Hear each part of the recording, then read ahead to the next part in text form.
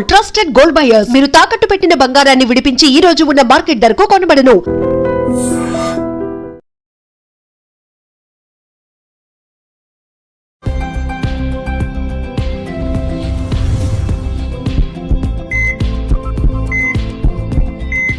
నమస్తే, welcome to healthy conversations with ఐడ్రీ media. నేను మీ Jhansi. So ఈ రోజు మనతో ఉన్నారు డాక్టర్ లక్ష్మి గారు, ayurvedic general physician, MD in Ayurveda. So sciatica pain గురించి మనం మాట్లాడుకున్నట్లయితే ఈ బ్యాక్ పెయిన్స్ చాలా ఎక్కువగా ఇప్పుడు వస్తున్నాయి. లాంగ్ టర్మ్ కూర్చొనే ఉండడం వలన, లేకపోతే లాంగ్ టైం జర్నీస్ చేయడం వలన, ఇప్పుడు ఏదైనా మనం ట్రిప్ వేసినప్పుడు, లేకపోతే లాంగ్ టైం జర్నీస్ అని వెళ్ళినప్పుడు ఎక్కువసేపు బైక్ మీద, కార్లో కూర్చుంటుంటారు. అదన్నీ కాదు, ఆఫీస్ టైంలో కూడా పొజిషన్ కరెక్ట్‌గా లేకుండా ఎలా పడితే అలా కూర్చొని ఎండ్ ఆఫ్ ద డే చాలా పెయిన్‌తో వాళ్ళు సఫర్ అవుతూ ఉంటారు. మరి ఈ పొజిషన్ అంటే కూర్చొనే సిట్టింగ్ పొజిషన్ గాని కరెక్షన్ ఎలా చేసుకోవాలి? మన ఆయుర్వేదంలో ఎలాంటి మెడిసిన్ ఉంది? అడిగి తెలుసుకుందాము. నమస్తే మ్యామ్. నమస్తే అమ్మ. సో ఆహ్, ఇలా కూర్చుండిపోతారు. ఇదంటే నార్మల్ చైర్స్ కానీ, సమ్ వీల్ చైర్స్‌లో గానీ, అడ్జస్టబుల్ చైర్స్‌లో గానీ గంటల తరబడి కూర్చునే ఉంటారు. ఇప్పుడు డ్రైవర్స్ విషయానికొస్తే వాళ్ళు కూడా మినిమమ్ 7-8 అవర్స్ కూర్చొని డ్రైవ్ చేయాల్సొస్తుంది. ఒకవేళ మనం లాంగ్ జర్నీస్ చేయాల్సొచ్చినప్పుడు కూడా చాలా దూరం ప్రయాణించే వాళ్ళు డైలీ వాళ్ళకి చాలా బ్యాక్ పెయిన్ అనేది చాలా సర్వసాధారణం. ఇప్పుడు హెడ్‌ఏక్, జలుబు ఎలా వస్తుందో ఆ పెయిన్‌తోని అలా వర్క్స్ చేసుకుంటూ ఉంటారు. దీన్ని ఎలా మనం కరెక్ట్ చేసుకోవచ్చు? యాక్చువల్లీ మెయిన్ ఏంటంటే మన వర్టిబ్రాస్ మధ్యలో డిస్క్‌లు ఉంటాయి. ఆ డిస్క్స్ ఏంటంటే షాక్ అబ్జర్బర్స్ లాగా మనకి వర్క్ చేస్తుంటాయి. ఎప్పుడైతే మనము పొజిషన్స్‌ని సరిగ్గా ఉంచామో, ఆ డిస్క్ మధ్యలో ఏదైతే స్పేస్ ఉంటదో, ఆ స్పేస్‌ని మనకు మనమే కంప్రెస్ చేసినట్టు అయిపోతుందనమాట. సో, బ్యాక్ సపోర్టర్స్ తీసుకోవాల్సి ఉంటుంది వీళ్ళంతాను, ఎక్కువ జర్నీ చేసేవాళ్ళు. అండ్ కింద పెల్విస్ దగ్గర కూడా మనకి సీట్ అనేది పొజిషన్ ఒకటి ఉంటుందనమాట. సో, దాని సీట్స్ అవన్నీ యూజ్ చేసుకోవాల్సి ఉంటుంది. బేసికల్లీ మనం ఏంటంటే సీటింగ్ పొజిషన్ సరిగ్గా లేకపోతే మెయిన్ ప్రాబ్లమ్స్ వచ్చేస్తాయి. అంటే లాంగ్ టర్మ్స్‌లో మనం దాన్ని ఇట్లా మనం స్ట్రెయిట్‌గా నిలబడినప్పుడు మన వెన్నెముక ఒక స్టేజ్‌లో ఉంటుంది. బట్ కూర్చున్నప్పుడు ఏంటంటే ఒక పొజిషన్‌కి మారుతుంది 90 డిగ్రీస్‌లో వచ్చినప్పుడు అట్లాగా. సో, ఎప్పుడైనా సరే మనం కూర్చునేటప్పుడు లెగ్స్ కంటే మన హిప్ కొంచెం ఎత్తుండాలి. అలా చూసుకున్నప్పుడు మనకేంటంటే యాంగిలేషన్ కరెక్ట్‌గా వస్తుంది. సో, అక్కడ ప్రెషర్ తగ్గుతుందనమాట. అది మెయిన్ కార్ డ్రైవర్స్‌కి వాళ్ళు చూసుకోవాల్సి ఉంటుంది. బైక్ డ్రైవర్స్ ఆల్మోస్ట్ మన లెగ్ అది పొజిషన్ కిందకే ఉంటుంది. బట్ వీళ్ళల్లో ఏందంటే కొంతమంది స్పోర్ట్స్ బైక్స్ వాడుతున్నారు ఈ మధ్య. బాగా ఇష్టంగా కొనుక్కుంటున్నారు. స్పోర్ట్స్ బైక్ వాడుతున్నారు. దాంట్లో పొజిషన్ ఎట్లా మారిపోతుంది? ముందుకు వంగి పట్టుకోవడం అయితుంది. సో, అక్కడ కూడా పొజిషన్ మారుతూ ఉంది. సో, ఏంటంటే ఫ్యాన్సీగా వెళ్ళినప్పుడు లాంగ్ డిస్టెన్స్‌కి కాకుండా ఈ స్పోర్ట్స్ బైక్‌ని జనరల్‌గా ఈ షార్ట్ డిస్టెన్స్‌కి వాటికి యూజ్ చేసుకుంటా, లాంగ్ డిస్టెన్స్ వచ్చినప్పుడు మాత్రం నార్మల్ బైక్స్ అలా యూజ్ చేసుకోవడమే బెటర్. అండ్ ఎక్కువ షాక్ అబ్జర్బర్స్ ఉన్న టైప్ ఆఫ్ మోటార్ బైక్స్ అనేది యూజ్ చేసుకోవడం బెస్ట్ థింగ్స్ అనమాట. Okay. Back support is very important. మనకి ఆ బ్యాక్ సపోర్ట్ చూసుకోవాలి. గతుకులు వచ్చినప్పుడు కొంచెం స్లోగా చూసుకొని వెళ్ళాలి. అదేంటంటే మనకి ఎట్లయితే షాక్ అబ్జర్బర్స్ మనకి ఇట్లా ప్రెస్ అయినప్పుడు ఇట్లా వంగి పడతాయో, సేమ్ అట్లనే మన బాడీలో కూడా అలా మనం ఎళ్లి గొంతులో పడినప్పుడు మన బ్యాక్ బోన్ కూడా ఇట్లా ఇట్లా కంప్రెస్ అయ్యి మళ్ళీ పైకొస్తూ ఉంటుంది. ఓకే. సో, అలా ఎక్కువ జరుగుతున్నప్పుడు, ఆ ప్రెషర్ ఎక్కువ పడుతున్నప్పుడు లాంగ్ జర్నీస్ చేస్తా, ఇలా గుంతలున్న రోడ్స్‌లో వెళ్తా, ఇలా ప్రెషర్ ఎక్కువ పడినప్పుడు ఈ డిస్క్ ప్రొలాప్సెస్ కానీ, కంప్రెషన్స్ కానీ ఇట్లాంటివి చాలా జరుగుతూ ఉంటాయి. సో, ఇవి కాకుండా ఇవి జనరల్‌గా జెంట్స్‌కి ఇలా జరుగుతాయి. కానీ లేడీస్‌లో కూడా ఎక్కువ సయాటికా ఈ మధ్య బాగా అబ్జర్వ్ చేస్తాం ఎక్కువ. బ్యాక్ పెయిన్ కూడా 35 ఇయర్స్ వచ్చిందంటే ఆడవాళ్ళు సగం మందికి బ్యాక్ పెయిన్ అనే చెప్తూ ఉంటారు. వీళ్ళకెందుకైతుంది? మరి వీళ్ళందరూ కూడా నార్మల్‌గా ఉంటున్నారు కదా అని. సో, జనరల్‌గా ఏంటంటే ఒక పొజిషన్‌లో మనం ఉంటే ఆ పొజిషన్ నుంచి మార్చట్లేదు మనం మాక్సిమం. అవును. నిలబడి ఉన్నామంటే వంట దగ్గర నిలబడి ఉన్నామంటే గంటల తరబడి వంటనే చేస్తాం. అండ్ నిలబడే అంట్లు తోమడం కానీ, నిలబడి ఇంతకుముందు స్టవ్ కింద ఉండేది. అట్‌లీస్ట్ పొజిషన్ మనం కింద మార్చుకునేవాళ్ళం. కూర్చొని అవును. కూర్చునేవాళ్ళం, అటు ఇటు కొంచెం లేసేవాళ్ళం, జరుగుతూ. తిరిగేవాళ్ళం, ముగ్గులేసేవాళ్ళం. సో, స్పైన్‌ని రకరకాల పొజిషన్స్‌లో వి ఆర్ చేంజింగ్ అనమాట. ఇట్లా వంగడం, లేవడం, తిరగడం, రుబ్బే దగ్గర కూడా మనం ఇట్లా మూవ్ చేస్తూ ఉంటాం. సో, ఆటోమేటిక్‌గా స్పైన్‌కి కావాల్సినన్ని మూవ్‌మెంట్స్ మనం వెన్నెముకకి మనం చేస్తూ ఉన్నాం. ఇప్పుడుండే పొజిషన్స్‌లో మాక్సిమం ఏమైపోతుంది, మనం అలా నిలబడే అయిపోతా ఉంది. చాలామంది ఈ మధ్య నేను అబ్జర్వ్ చేసిందేంటంటే, వంట చేస్తా పైన అరుగు మీద కూర్చునేస్తున్నారు. సో అది కూడా ఏమైతుందంటే కంప్రెషన్ అవుతుందన్నమాట. మన కాక్స్‌కి, గ్లూటియల్ మజిల్స్‌కి వీటికంతా కంప్రెషన్ అవుతూ ఉంటుంది. సో ఇవి కూడా కరెక్ట్ కాదు మనకి. అది చూసుకుంటూ మనం చేయాలన్నమాట. ఓకే. సో అలా లాంగ్ అవర్స్ ఉండకూడదు. ప్రతి హాఫ్ అన్ అవర్‌కి అట్లీస్ట్ 2 మినిట్స్ ఆఫ్ వాక్ మధ్యలో లేసి నడవాలన్నమాట. నడవడము అంటే మనం ఇట్లా పొజిషన్‌లో ఉన్నామంటే ఇట్లా స్ట్రెయిట్‌గా ఉన్నాం కాబట్టి స్పైన్‌ని ట్విస్టింగ్ ఎక్సర్సైజ్ చేయాలి. అటు పక్కకి, ఇటు పక్కకి. జనరల్‌గా మనము చూసుంటే మెడ పట్టేసిన వాళ్ళు కూడా ఇట్లా ఇట్లా మూవ్ చేసుకుంటూ ఉంటారు. సేమ్ అది మరి బాడీకి కూడా కావాలి కదా! సో అదే టైప్ ఆఫ్ నెక్‌కి ఏదైతే మనము ఫ్లెక్షన్స్ చేసుకుంటామో సేమ్ అట్లా నడుము కూడా మనం ఇట్లా స్ట్రెయిట్‌గా నిలబడి ఇటు వెనక్కి తిరగడం, అటు వెనక్కి తిరగడం అట్లా 2 నిమిషాలు వాక్ చేయడము, కొంచెం వంగడం, లేవడం అవి చేసుకుంటూ ఉంటే సరిపోతుంది. ఓకే. సో ఇవేంటంటే రాకముందు చేయాల్సిన థింగ్స్ ఇవన్నీ అన్నమాట. ఒకసారి వచ్చేసాక అన్ని అన్ని పొజిషన్స్ మనం చేంజ్ చేయలేం. సో వాళ్ళు ఏంటంటే ముందు జాగ్రత్త చేసుకోవాలి. దాని తర్వాత మెడికేషన్స్ వరకు వెళ్ళాల్సి ఉంటుంది.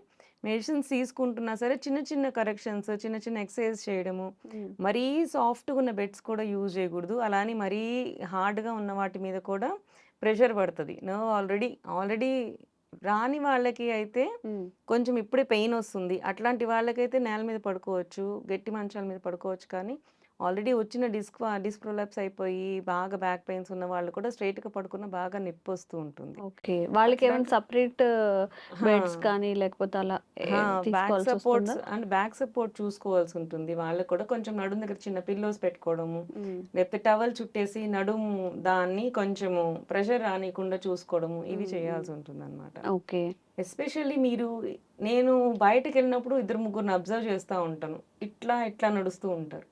So they won't lift the legs అన్నమాట. జనరల్‌గా మీరు అబ్జర్వ్ చేసినా తెలుస్తుంటుంది. గద్దలాగా నడుస్తున్నారంటారు.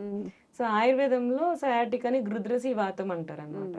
సో గద్దలాగా నడవడం. ఇవేమైతుందంటే ఈ గ్లూటియల్ మజిల్స్ ఉంటాయి. గర్ల్స్‌లో ఎక్కువ వస్తుంటాయి ఇలాంటివి. ఎందుకు అంటే వీళ్ళకి పెల్విస్ పెద్దగుంటుంది.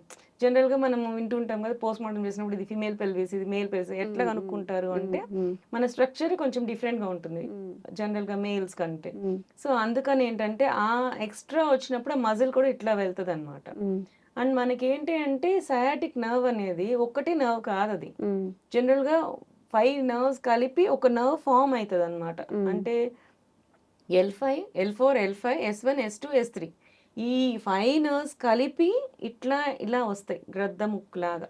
అన్నీ కలిపి ఒక దగ్గర జాయిన్ అవుతాయి. మనకి గ్లూటియస్ మజిల్ కింద వరకు వచ్చి ఆ మధ్యలో జాయిన్ అవుతాయి. జాయిన్ అయ్యి మనకి సయాటిక్ నర్వ్ ఫార్మ్ అవుతది. ఈ లంబార్ వర్టిబ్రాస్ నుంచి వచ్చినవి ఇలా వెన్నుముక్కలో నుంచి వచ్చిన నర్వ్స్ అన్నీ సయాటిక్ నర్వ్స్ కాదు. ఇవన్నీ కలిపినాక వచ్చింది సయాటిక్ నర్వ్. సో దాని మీద కంప్రెషన్ పడినప్పుడు మనకు వచ్చేది సయాటికా అన్నమాట. సో ఇదేంటంటే ఇది ఎక్కడ ఫార్మ్ అవుతుంది మనకి నడుముకి మధ్య భాగంలో అక్కడ ఫార్మ్ అవుతుంది.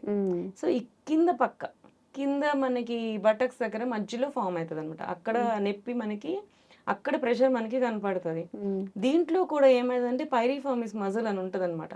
ఒక మజిల్కి ఇంకో మజిల్కి మధ్యలోంచి దూరుతుంది. ఈ మధ్యలోంచి నర్వ్ పోతుంది.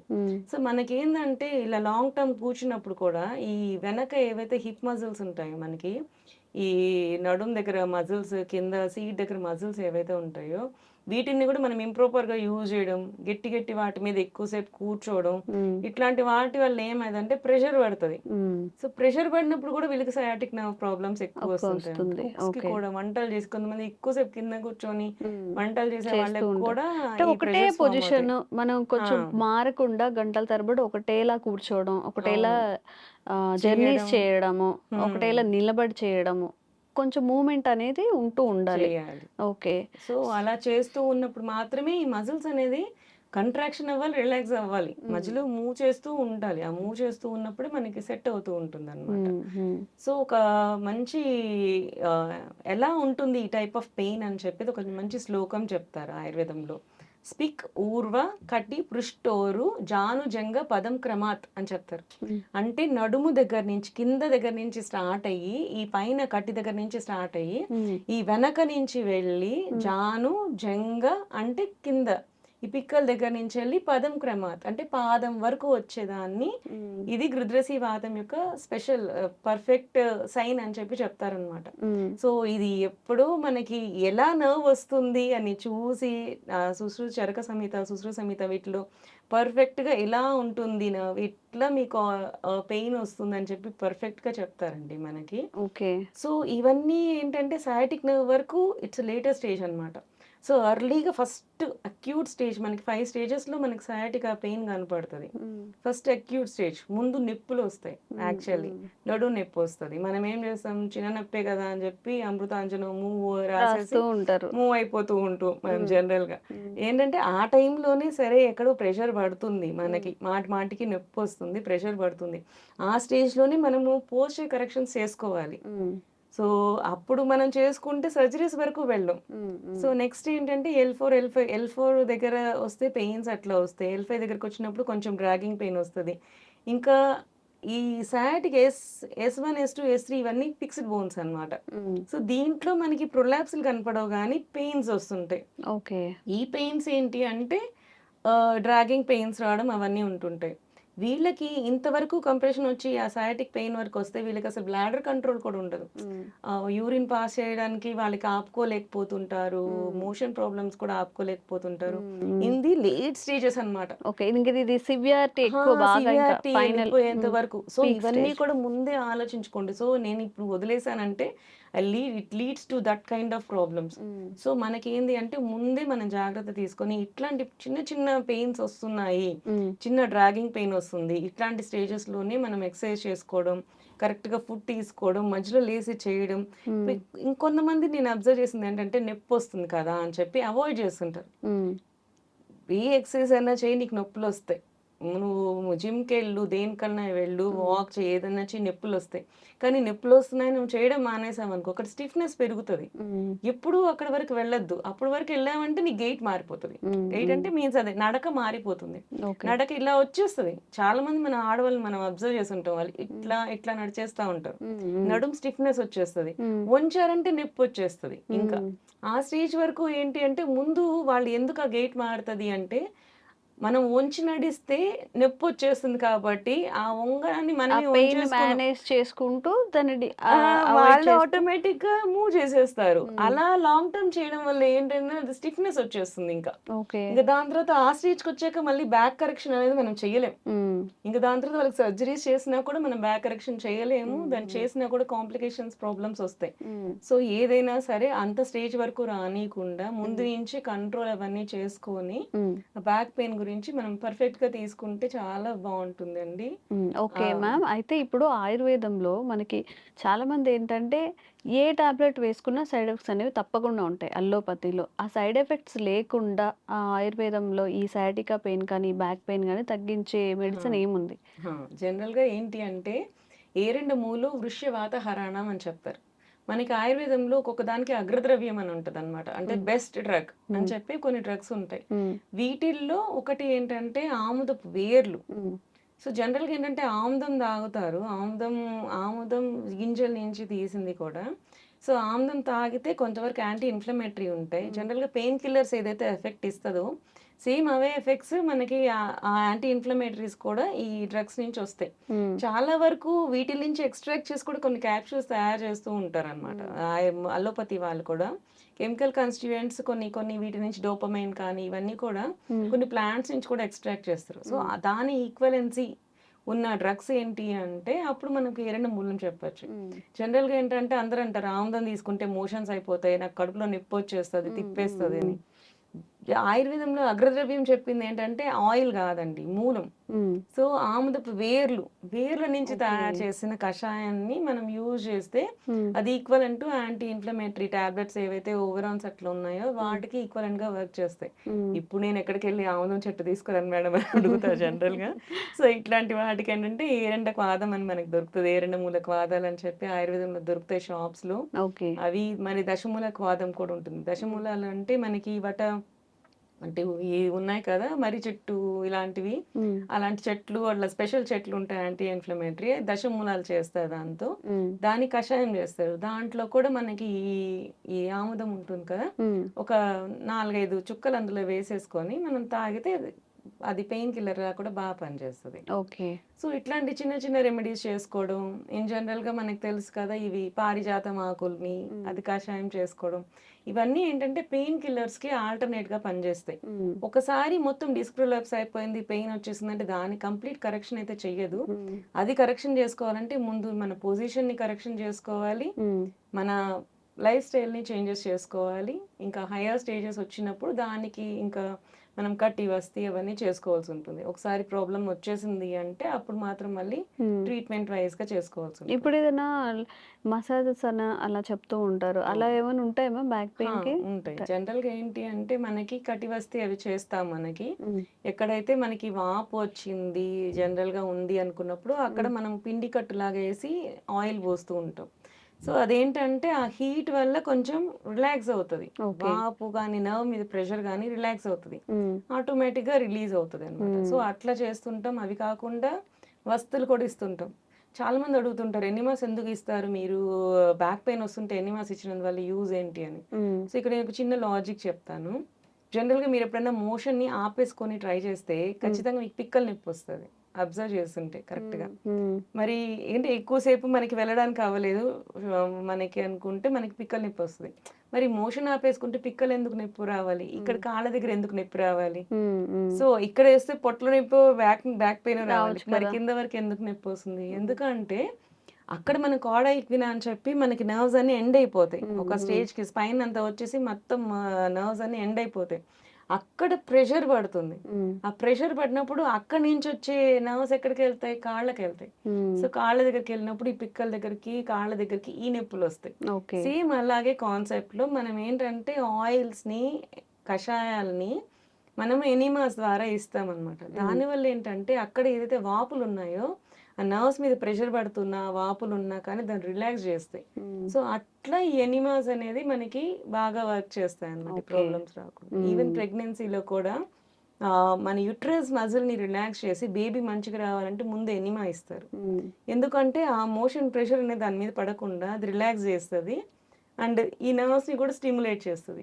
సో అట్లా మనకి ఎనిమా థెరపీస్ అనేవి బాగా యూజ్ అవుతాయి. ఓకే. ఓకే. సో ఎవరికైనా కానీ ఈ లో బ్యాక్ పెయిన్స్ ఉన్నప్పుడు నిజంగా ఆయుర్వేదంలో చాలా మంచి మెడిసిన్ ఉంది, తప్పకుండా ట్రై చేయండి. Thank you so much. Thank you. Sir, one life lesson what medicine has taught you. Whatever you can do without expecting. But I really believe మన పాజిటివ్ యాటిట్యూడ్ ఉంటేనే మనం ఏదైనా సాధించగలం. గట్ ని మనం కరెక్ట్ గా డీల్ చేసినట్లయితే అది మనకి పాజిటివ్ హార్మోన్స్ ని రిలీజ్ చేస్తుంది. షుగర్ వచ్చిన వాళ్ళ పరిస్థితి ఏంటి? పొట్ట దగ్గర పెరిగితే దాన్ని ఆండ్రాయిడ్ అంటారు, ఆండ్రాయిడ్ ఫోన్ కదా. అసలు థాట్స్ ఎందుకు వస్తాయి? బ్రెయిన్ డెడ్ అంటే దానికి ప్రపంచం అంతా కూడా కొన్ని నిర్దిష్టమైనటువంటి లక్షణాలు ఉంటాయి. మానసికంగా ధైర్యంగా ఉంటే క్యాన్సర్ జయించవచ్చు. You are a doctor for a cause sir, అంతే. వాళ్ళకి వచ్చిన ఆదాయం కాకుండా ఫ్రీ సర్వీస్ ఎంతమందికో చేస్తుంది.